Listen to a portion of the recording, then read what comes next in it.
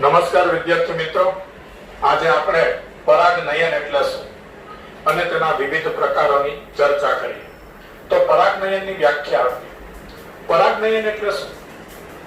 પરાગાશયમાંથી મુક્ત થતી પરાગરજ સ્ત્રી કેસરના પરાગાસન પર સ્થળાંતર પામે તે ક્રિયાને પરાગનયન કહેવાય. તો પરાગાશયમાંથી મુક્ત થતી પરાગરજ સ્ત્રી કેસરના પરાગાસન પર સ્થળાંતરણ પામે તે ક્રિયાને પરાગનયન કહેવાય. એટલે આપણે જાણીએ છીએ કે પુષ્પમાં નર પ્રજનન અંગ પુકેસર છે અને માદા પ્રજનન અંગ સ્ત્રી કેસર છે. પુકેસરના પરાગાશયમાંથી પરાગરજ ઉત્પન્ન અને તે સ્ત્રી કેસરના પરાગાસન પર સ્થળાંતરણ પામે આ ક્રિયાને પરાગનયન કહેવાય. પરાગનયનનો હેતુ શું છે? શા માટે પરાગનયન જરૂરી છે? તો સપુષ્પી વનસ્પતિઓમાં બંને પ્રકારના જન્યુઓ એટલે કે નરજન્યુ અને માદાજન્યુ અચલિત હોય છે. અચલિત એટલે ગતિ કરી શકતા નથી. તેથી ફલન માટે તેઓ એટલે કે આ જન્યુને સાથે લાવવા જરૂરી છે. આ હેતુ સિદ્ધ કરવા પરાગનયન થાય છે.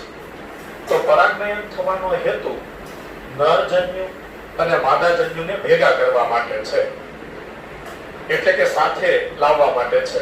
પરાગનયન માટે સપુષ્પી વનસ્પતિઓમાં અદ્ભુત અનુકૂલનો કેળવાયેલા હોય છે. હવે આપણે પરાગનયનના પ્રકારની વાત કરીએ તો પરાગરજના સ્ત્રોતને આધારે તેના મુખ્ય બે પ્રકાર છે. પરાગરજના સ્ત્રોતને આધારે મુખ્ય બે પ્રકાર છે, એટલે કે પરાગરજ એ જ વનસ્પતિની છે કે પરાગરજ અન્ય વનસ્પતિની છે. તેના આધારે પરાગનયનના બે પ્રકાર છે. એક સ્વપરાગનયન અને બીજું પરપરાગનયન. પહેલા સ્વપરાગનયનની વાત કરીએ તો સ્વપરાગનયન એટલે શું? તો તે એક જ પુષ્પમાં થાય. એટલે ઉભયલિંગી પુષ્પ હોય, ઉભયલિંગી પુષ્પ એટલે જે પુષ્પમાં પુકેસર અને સ્ત્રી કેસર બંને હોય તેને ઉભયલિંગી પુષ્પ કહેવાય. તો તે એક જ પુષ્પમાં થાય, એટલે કે ઉભયલિંગી પુષ્પમાં એ જ પુષ્પની પરાગરજ એ જ પુષ્પના પરાગાસન પર જાય. તો એક જ પુષ્પમાં થાય અથવા એક જ વનસ્પતિના બે અલગ અલગ પુષ્પો વચ્ચે થાય છે. એટલે કોઈ એક જ છોડ હોય કે કોઈ એક જ વૃક્ષ હોય તેના પર ઘણા બધા પુષ્પો આવેલા હોય તો તેના બે અલગ અલગ પુષ્પો વચ્ચે પરાગનયન થાય તો તેને પણ સ્વપરાગનયન કહેવાય. તો સ્વપરાગનયન એટલે એક જ પુષ્પમાં પરાગનયન થાય અથવા એક જ વનસ્પતિના બે જુદા જુદા પુષ્પો વચ્ચે પરાગનયન થાય તો તેને સ્વપરાગનયન કહેવાય. તેના પણ બે પેટા પ્રકાર છે, એટલે કે એક જ પુષ્પમાં પણ સ્વપરાગનયન થાય છે કે બે અલગ એક જ વનસ્પતિના બે અલગ અલગ પુષ્પો વચ્ચે સ્વપરાગનયન થાય છે. તેના આધારે તે મુજબ તેના પણ બે પેટા પ્રકાર છે. રિપીટ કરું, એક જ પુષ્પમાં સ્વપરાગનયન થાય તો તેને ઓટોકેમી કે સ્વફલન કહેવાય, અથવા એક જ વનસ્પતિના બે અલગ અલગ પુષ્પો વચ્ચે પરાગનયન થાય તો તેને ગૈટેનોકેમી કહેવાય. એટલે આ રીતે એક જ પુષ્પમાં પરાગનયન થાય છે અથવા એક જ વનસ્પતિના બે અલગ અલગ પુષ્પો વચ્ચે પરાગનયન થાય છે. એ મુજબ સ્વપરાગનયનના આ બે પેટા પ્રકાર છે, સ્વફલન અથવા ઓટોગેમી અને ગૈટોનોગેમી. પહેલા સ્વફલનની વાત કરીએ. તે એક જ પુષ્પમાં થતું પરાગનયન છે, એટલે કે પુષ્પમાંથી ઉત્પન્ન થતી પરાગરજ એ જ પુષ્પના પરાગાસન પર સ્થળાંતરિત થાય છે. એટલે એનો સીધો અર્થ એવો થયો કે જે દ્વિલિંગી પુષ્પો હોય, ઉભયલિંગી પુષ્પો હોય તેમાં સ્વફલન થાય. કારણ કે ઉભયલિંગી પુષ્પમાં જ એક જ પુષ્પમાં પુકેસર અને એ જ પુષ્પમાં સ્ત્રી કેસર હોય. એટલે એ જ પુષ્પની પરાગરજ એના એ જ પુષ્પના સ્ત્રી કેસરના પરાગાસન પર જાય તો તેને સ્વફલન કહેવાય. સામાન્ય રીતે પુષ્પ ખીલવાની સાથે પરાગાશય અને પરાગાસન ખુલ્લા થવાથી સ્વફલન થાય એવું ભાગ્યે જોવા મળે છે. એટલે કે ઘણી વખત એવું બને કે કોઈ દ્વિલિંગી પુષ્પ હોય એ સંપૂર્ણપણે ખીલી જાય, ખુલી જાય, તેમાં પરાગાશય અને પરાગાસન ખુલ્લા થાય એટલે કે પરિપક્વ થાય, ત્યારે ઘણી વખત કોઈ બીજી વનસ્પતિની પરાગરજ પવન દ્વારા ઉડીને અથવા કીટકોના શરીર સાથે ચોંટીને આવી જાય એવી શક્યતા ખરી. એટલે આવા ઉભયલિંગી પુષ્પમાં પણ પુષ્પ ખીલે અને સાથે સાથે પરાગાશય અને પરાગાસન ખુલ્લા થાય એટલે કે પરિપક્વ થાય ત્યારે સ્વફલન થાય એવું ભાગ્ય જ બને છે. તેથી આવા દ્વિલિંગી પુષ્પોમાં સ્વફલન થવા માટે કેટલાક અનુકૂલનો હોય છે. એટલે કુદરતે દ્વિલિંગી પુષ્પોમાં સ્વફલન થાય એ માટે કેટલાક અનુકૂલનો આપેલા છે. જેમ કે પરાગરજની મુક્તિ અને પરાગાસનની ગ્રાહ્યતામાં તાલમેલ હોય છે. એટલે આનો મતલબ એવો થાય કે પરાગાશયમાંથી જે સમયે પરાગરજ ઉત્પન્ન થવાનું શરૂ થાય એ જ સમયે પરાગાસન ગ્રહણશીલ બને. એટલે પરાગરજ ફરજિયાત એ જ પુષ્પના પરાગાસન પર જાય અને સ્વફલન થાય. તથા પરાગાશય અને પરાગાસન પણ એકબીજાની નજીક હોય છે, જેથી સ્વપરાગને એટલે કે સ્વફલન થઈ શકે. તો પરાગાશય અને પરાગાસન ખૂબ નજીક હોય એટલે પણ સ્વફલનના ચાન્સ વધી જાય છે. કેટલીક વનસ્પતિમાં બે પ્રકારના પુષ્પો ઉત્પન્ન થાય છે. એટલે સ્વફલન થવા માટેનું આ પણ એક અનુકૂલન છે. એક હવાઈ પુષ્પો જેના પરાગાશય અને પરાગાસન ખુલ્લા હોય છે, એટલે કે આવા પુષ્પો ખીલે છે અને તેના પરાગાશય અને પરાગાસન ખુલે છે.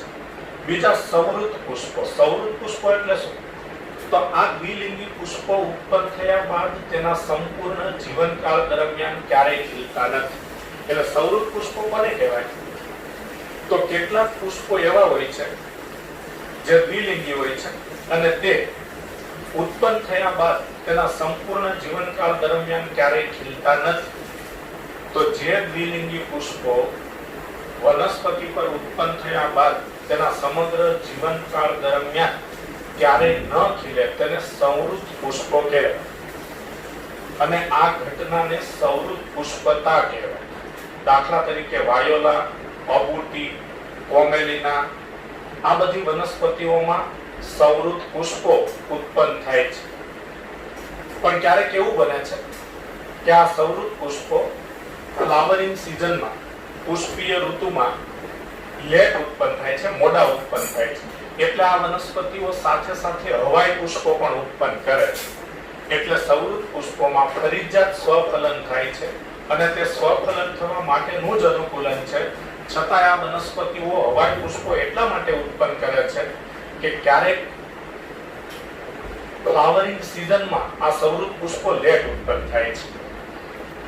આ પુષ્પોમાં પરાગાશય અને પરાગાસન એકબીજાની ખૂબ જ નજીક હોય છે. એટલે સવૃત પુષ્પોમાં પરાગાશય અને પરાગાસન ખૂબ જ નજીક હોય છે. જ્યારે પુષ્પ કલિકામાં પરાગાશયનું સ્ફોટન થાય ત્યારે મુક્ત થતી પરાગરજ પરાગાસનના સંપર્કમાં આવે છે.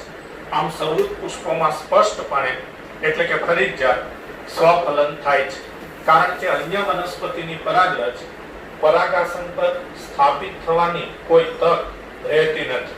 તો સવૃત પુષ્પોમાં ફરજિયાત સ્વફલન જ થાય છે, કારણ કે આ પુષ્પો હંમેશા કલિકા અવસ્થામાં બંધ રહે છે અને તેના પરાગાશય અને પરાગાસન પણ નજીક હોય છે. એટલે પરાગાશયમાંથી ઉત્પન્ન થતી પરાગરજ ફરજિયાતપણે બાજુમાં રહેલા પરાગાસન પર જ જાય છે. એટલે કે એક જ પુષ્પમાં પરાગનયન થાય છે. અન્ય વનસ્પતિની પરાગરજ આ પુષ્પોના પરાગાસન પર સ્થાપિત થવાના કોઈ ચાન્સ રહેતા નથી, કોઈ તક હોતી નથી.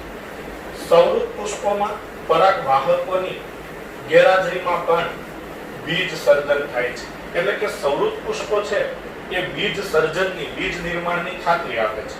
એટલે તેમાં પરાગવાહકો એટલે કીટકો, પક્ષીઓ વગેરે એક વનસ્પતિની પરાગરજનું બીજી વનસ્પતિ પર સ્થળાંતરણ કરે એટલે તેને પરાગવાહકો કહેવાય. પણ પરાગવાહકો પરપરાગનયનમાં મદદ કરે છે. આ સ્વપરાગનયન છે. અને સવૃત પુષ્પોમાં તો ફરજિયાત સ્વપરાગનયન અને એમાં પણ ફરજિયાત સ્વફલન જ થાય છે. એટલે તેમાં પરાગવાહકોની કોઈ જરૂર પડતી નથી. અને પરાગવાહકો એટલે કે કીટકો, પક્ષીઓ તેની ગેરહાજરીમાં પણ બીજ સર્જન થાય છે. સવૃત પુષ્પતા, સવૃત પુષ્પો ઉત્પન્ન થવાની ઘટનાને સવૃત પુષ્પતા કહેવાય. સવૃત પુષ્પતા વનસ્પતિઓ માટે લાભકારક છે, ફાયદાકારક છે, કારણ કે તેમાં બીજ સર્જનની ખાતરી છે. આપણે હમણાં વાત કરી કે તે પુષ્પો કાયમ માટે કલિકા અવસ્થામાં બંધ રહે છે, તેના પરાગાશય અને પરાગાસન ખૂબ જ નજીક હોય છે. એટલે ફરજિયાત તેમાં સ્વફલન થાય છે. અને બીજ ઉત્પન્ન થાય છે. એટલે સૌરુત પુષ્પતાનો ફાયદો એ છે, તેનો લાભ એ છે કે તેમાં બીજ ઉત્પન્ન થાય છે, બીજ સર્જનની ખાતરી છે.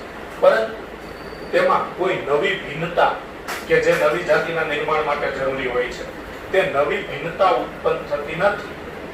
આ સૌરુત પુષ્પતાનો ગેરફાયદો પણ છે. એટલે કે સૌરુત પુષ્પતાની ઘટના આ બાબત માટે નુકસાનકારક પણ છે કે તેમાં કોઈ નવી ભિન્નતા ઉત્પન્ન થતી નથી. નવી ભિન્નતા ઉત્પન્ન થવા માટે પરપરાગનયન જરૂરી છે. પરંતુ આ સ્વફલન, સૌરુત પુષ્પમાં જે સ્વફલન થાય છે, તે સૌરુત પુષ્પોમાં થતું સ્વફલન એ સ્વપરાગનયન છે. એટલે તેમાં ભિન્નતા ઉત્પન્ન ન થાય. ભિન્નતા ઉત્પન્ન થવા માટે પરપરાગનયન જરૂરી છે. એટલે ભિન્નતા ઉત્પન્ન ન થાય એ બાબત સૌરુત પુષ્પો માટે નુકસાનકારક પણ છે. હવે સ્વપરાગનયનનો બીજો પેટા પ્રકાર ગેઇટેનોગેમી. તેમાં પરાગાશયની પરાગરજ એ જ વનસ્પતિના પુષ્પના પરાગાસન પર સ્થળાંતરણ પામે છે. એટલે કે પરાગરજ એક જ વનસ્પતિના એક પુષ્પ પરથી એ જ વનસ્પતિના બીજા પુષ્પના પરાગાસન પર જાય છે. એટલે કે એક જ વનસ્પતિના બે જુદા જુદા પુષ્પો વચ્ચે પરાગનયન થાય તેને ગેઇટેનોગેમી કહેવાય. જો કે ગેઇટેનોગેમી એ કાર્યાત્મક રીતે પરપરાગનયન છે, કારણ કે તેમાં પરાગવાહકો ભાગ લે છે. એટલે ઘણી વખત એવું બને કે આવી વનસ્પતિમાં એક જ વનસ્પતિ પર નર પુષ્પ અને માદા પુષ્પ બંને હોય. નર પુષ્પ એટલે જેમાં માત્ર પુંકેસર હોય અને માદા પુષ્પ એટલે જેમાં માત્ર સ્ત્રી કેસર હોય. તો આવા નર પુષ્પ અને માદા પુષ્પ એક જ વનસ્પતિ પર હોય, એક જ છોડ પર હોય કે એક જ વૃક્ષ પર હોય, તો નર પુષ્પ પર કીટકો કે પક્ષીઓ તેના પુષ્પની પાંખડીઓ ખાતા હોય એ દરમિયાન પુષ્પની પરાગરજ તેના શરીર સાથે ચોંટી ગઈ હોય અને પછી એ કીટકો એ જ વૃક્ષ પર કે એ જ છોડ પર રહેલા માદા પુષ્પ પર બેસે અને માદા પુષ્પની પાંખડીઓ ખાય. ત્યારે માદા પુષ્પના પરાગાસન પર તેના શરીર સાથે ચોંટેલી પરાગરજ દાખલ થાય છે, સ્થળાંતરણ પામે છે. એટલે કે આ રીતે પરાગરજનું પરાગવાહકો દ્વારા વહન થાય છે. તો પરાગવાહકોની જરૂર પડે એ પરાગનયનની ક્રિયાને ક્રિયાત્મક રીતે, કાર્યાત્મક રીતે પરપરાગનયન માનવામાં આવે છે. એટલે ગેઇટેનોગેમી એ કાર્યાત્મક રીતે પરપરાગનયન છે, કારણ કે ક્યારેક તેમાં પરાગવાહકો ભાગ લે છે, પરંતુ જનીનિક રીતે તે સ્વપરાગનયન છે. જનીનિક રીતે સ્વપરાગનયન એટલા માટે છે કારણ કે એક જ વનસ્પતિ પર આવેલા બધા પુષ્પો જનીનિક રીતે સરખા હોય છે અને ગેઇટેનોગેમીમાં એક જ વનસ્પતિના બે જુદા જુદા પુષ્પો વચ્ચે પરાગનયન થાય છે. એટલે એક જ વનસ્પતિના બધા પુષ્પો જનીનિક રીતે સરખા હોય છે. તેથી ગેઇટેનોગેમી એ જનીનિક રીતે સ્વપરાગનયન છે. હવે પરપરાગનયનની વાત કરીએ તો પરાગનયનનો બીજો મુખ્ય પ્રકાર છે પરપરાગનયન. તેને ઝેનોગેમી અથવા એલોગેમી પણ કહેવાય છે. તેમાં એક વનસ્પતિની પરાગરજ અન્ય વનસ્પતિના પરાગાસન પર સ્થળાંતરણ પામે છે. એટલે કોઈ એક વનસ્પતિના પરાગાશયમાંથી ઉત્પન્ન થતી પરાગરજ બીજી વનસ્પતિના પરાગાસન પર સ્થળાંતરણ પામે તે ક્રિયાને પરપરાગનયન કહેવાય છે. તેમાં પરાગાસન પર જનીનિક ભિન્નતા ધરાવતી પરાગરજ સ્થાપિત થાય છે. પરપરાગનયનની ક્રિયા માટે પવન, પાણી, કીટકો, પક્ષીઓ, ચામાચીડિયા અને અન્ય કેટલાક પ્રાણીઓ જેવા પરાગવાહકોની પણ જરૂર પડે છે. તો આ વાત થઈ પરાગનયન એટલે શું અને તેના વિવિધ પ્રકારો.